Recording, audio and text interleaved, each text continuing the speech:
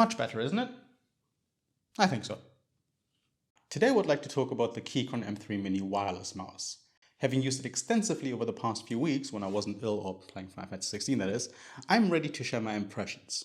For a $49 mouse, there are quite a few points worth discussing. First off, the M3 Mini's weight is a noticeable feature, coming in at a mere 55 grams.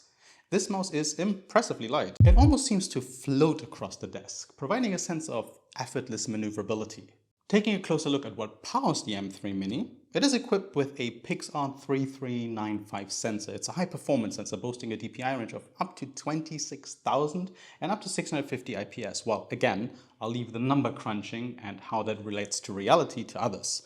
In my experience, however, this resulted in an impressively smooth and accurate mouse movement. Whilst the sensor is impressive, it also helped, of course, that there were no traces of unwanted drag like the ones I initially complained about with the M3, which did disappear over time. Moving on to the connectivity aspect, the M3 Mini doesn't disappoint. It supports both 2.4 GHz and Bluetooth 5.1 connections, with Keychron including both a Type-C and a Type-A receiver in the package. This offers you a fair amount of flexibility and is exactly the same as we already know from the M3 Wireless and the M1 Wireless respectively. In terms of design, the M3 Mini is just barely smaller than the standard sized M3 Wireless. The shape still fits the hand very well, and the grip pattern etched into both sides is present here as well. To me, it's not that big a deal, as that isn't my preferred grip anyway. It's still quite nice. It's not just about aesthetics, however. The M3 Mini felt very comfortable to me even over extended periods of use. Now, let's talk about the clicking. The M3 Mini uses a Huano ATM microswitch that's rated for up to 80 million clicks. In my use, the left and right click buttons performed flawlessly. No complaints there. The mouse wheel too worked perfectly. And the middle click proved to be solid as well. I mean, that's the kind of stuff you would just expect, really. However, I must note that the side buttons felt a little different compared to the full-sized M3 Wireless. I'm hesitant to use the word cheaper, but they certainly don't feel as premium. And yes, that one is also a bit of a stretch, I do realize.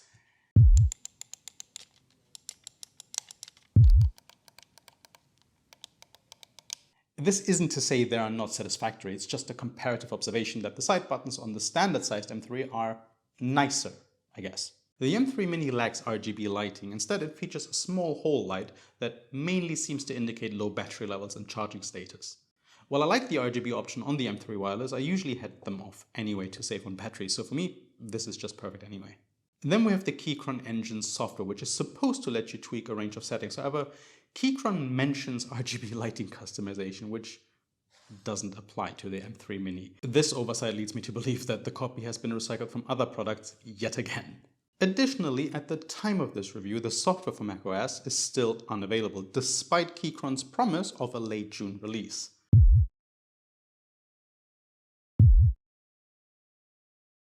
You have the same customization options that you would be familiar with from other Keychron mice as well. On a brighter note, the M3 Mini's battery life is commendable, with up to 70 hours on a single charge according to the spec sheet. It keeps going for impressively long durations. In fact, I've had it on for well over 150 hours before charging it again. Granted, that's idle time, not active use time, but it's still very impressive. In conclusion, the Keychron M3 Mini wireless mouse is what the M4 was promising before its landing pages disappeared, and more. The M3 Mini is going to be my daily driver going forward. This thing is absolutely perfect for me. Let me know in the comments what your thoughts are on this mouse and what mouse you are currently using and why. Thank you very much for your time, and I will see you next time. Bye-bye. It is 30 degrees outside. Is it? Yeah, it's 30 degrees outside.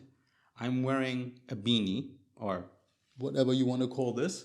Sit in front of a studio light, burning heat into my skull, sitting left and right next to RGB lights, sweating like a pig, and you start wondering, like, what the hell am I doing with my Saturdays?